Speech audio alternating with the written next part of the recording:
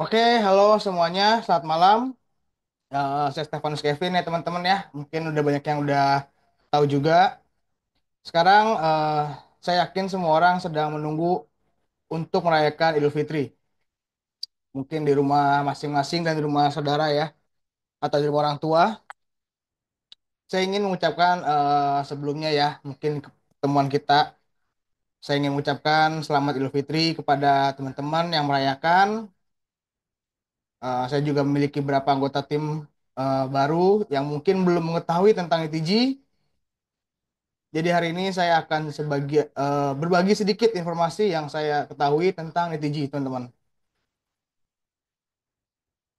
Halo, selamat malam, baru bergabung. Terima kasih. Saya memiliki beberapa anggota tim yang bertanya kepada saya tentang legalitas ITG dan keamanan dananya. Sebenarnya saya sebelumnya sudah membuat video penjelasan mengenai hal ini, teman-teman. Saya ingin dengan jelas memberitahu kepada teman-teman semua bahwa Nitiji adalah legal. Pertama-tama, Nitiji memiliki lisensi keuangan MSB yang merupakan lisensi keuangan yang dikeluarkan dan diawasi oleh Vincent, Borneo of Financial Crime Enforcement di dalam Departemen Keuangan Amerika Serikat, teman-teman. Lisensi MSB ini mencakup perusahaan dan bisnis yang bergerak di bidang layanan keuangan, teman-teman. Terutama yang terkait dengan transaksi transfer uang, termasuk mata uang digital seperti kripto, teman-teman ya. Penerbitan ICO dan lain-lain. Oleh karena itu, Nitiji yang terlibat dalam bisnis cryptocurrency memiliki lisensi keuangan MSB, teman-teman, yang membuktikan secara sah bahwa operasional Nitiji di pasar kripto adalah legal. Oke, buat yang baru bergabung, terima kasih. Halo, selamat malam Pak Dindin. Oke, saya lanjut teman-teman ya. Kedua, Nitiji telah memasuki pasar Indonesia yang tentunya harus berada di bawah pengawasan pemerintah Indonesia. Dalam video yang saya buat sebelumnya, teman-teman bisa melihat informasi terkait Nitiji seperti NIB dan yang lainnya, teman-teman ya. Dan saluran keuangan berita detik.com, teman-teman. Jadi teman-teman bisa ngelihat cek langsung nomor NIB ke perusahaan Nitiji, lalu juga bisa melihat berita-berita yang ada di detik.com, teman-teman ya. Melaporkan tentang kerjasama Nitiji dengan pemerintah Indonesia. Jadi apakah berita di detik.com yang sebagai situs berita resmi akan sembarangan membuat berita palsu? Ah, ini banyak pertanyaan, teman-teman ya. Jawabannya tentu aja enggak. Maka berbagai komentar negatif yang berada di internet mengenai Nitiji pun terbantahkan, teman-teman ya. Sebenarnya banyak orang penasaran mengapa Nitiji bisa bekerja sama dengan pemerintah. Sebenarnya hal ini tidak sulit untuk dipahami, teman-teman. Halo, selamat malam yang baru bergabung. Terima kasih. Oke, saya lanjut teman-teman ya. Pertama-tama, setelah Nitiji masuk ke Indonesia pada tahun 2024, ada saja yang telah dilakukan oleh Nitiji ya. Tentu aja semua orang akan mengetahuinya. Tahun ini Nitiji melakukan banyak kegiatan amal dan berdasarkan statistik, mereka telah membantu ribuan keluarga dengan mengirimkan bahan makanan dan kebutuhan hidup. Saya yakin beberapa waktu yang lalu, mungkin orangnya ada juga di dalam sini ya, ada juga yang melihat yang dilakukan Nitiji ketika banjir terjadi di Bekasi, teman-teman ya. Setelah banjir, Nitiji segera membentuk tim relawan untuk aktif terlibat dalam upaya menyelamatkan dan pemulihan dari banjir, teman-teman ya. Terima kasih sekali buat relawan-relawan dari Nitiji teman-teman ya. Semua ini mencerminkan kepedulian dan tanggung jawab sosial perusahaan. Pemerintah tentu menyukai perusahaan seperti ini. Selain itu, Nitiji juga telah menyediakan banyak lapangan pekerjaan bagi masyarakat. Nitiji membagi biaya iklan langsung ke dalam biaya promosi yang menjadi komisi dan bonus diskon. Berdasarkan statistik awal, saat ini ada ribuan orang yang hidupnya mengalami perbaikan signifikan di Nitiji, teman-teman ya. Dan puluhan ribu orang-orang yang mendapatkan penghasilan dari Nitiji. Saya yakin teman-teman di ruangan siaran langsung ini adalah penerima manfaat dari Nitiji.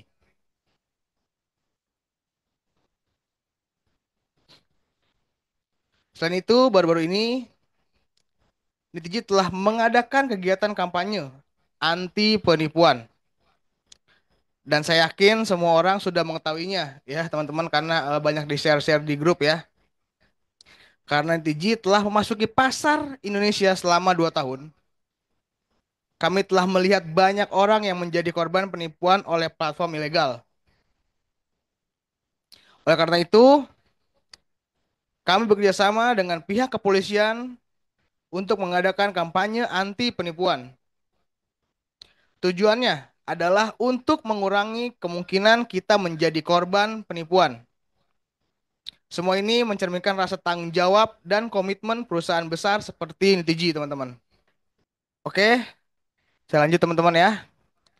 Mungkin yang belum bergabung, teman-teman lainnya boleh diajak ya. Biar kita di sesi terakhir bisa sharing-sharing bareng-bareng ya. Oke, sebenarnya saya percaya semua orang akan menghadapi kesulitan dalam melakukan promosi. Nah, ini banyak yang berbicara kayak gini sih sebenarnya ya teman-teman ya.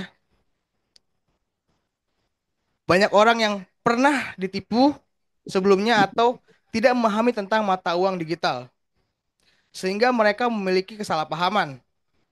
Ini adalah hal yang wajar bagi saya teman-teman ya. Sesuai dengan apa yang saya jelaskan di atas. Jelaskan tentang legalitas Nitiji, serta perbedaan antara Nitiji dan platform ilegal.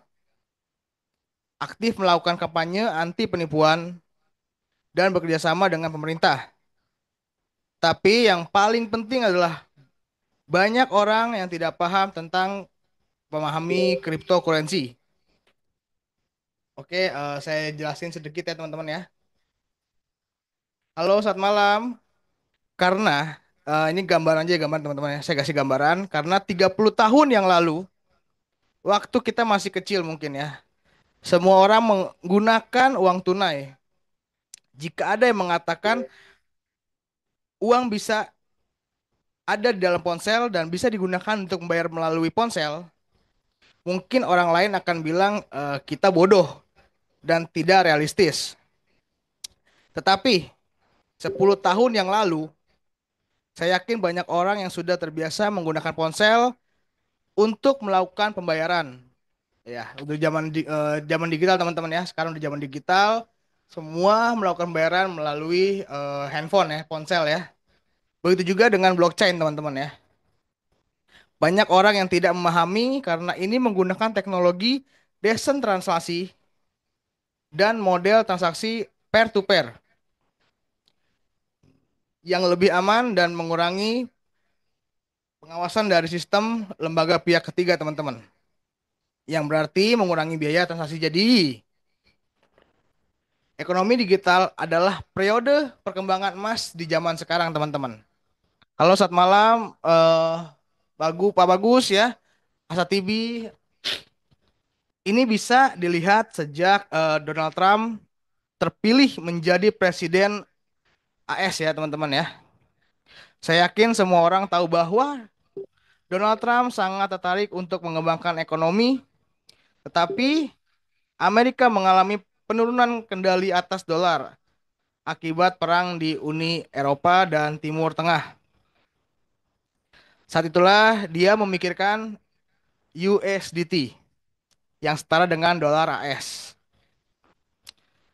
Setelah menjabat, hal pertama yang dilakukan adalah mengembangkan blockchain secara besar-besaran dan mendorong ekonomi digital untuk meningkatkan kembali pengaruh dolar AS. Pemerintah Indonesia kemudian memahami peluang ekonomi global ini. Pada 2025, dalam konferensi pengembangan di Jakarta, Menteri Koordinasi Ekonomi Airlangga Hartarto menyampaikan visi besar Indonesia di bidang digital dan aktif mendorong perkembangan ekonomi digital. Oleh karena itu, 5 hingga 10 tahun ke depan akan menjadi periode emas dalam pembangunan ekonomi digital.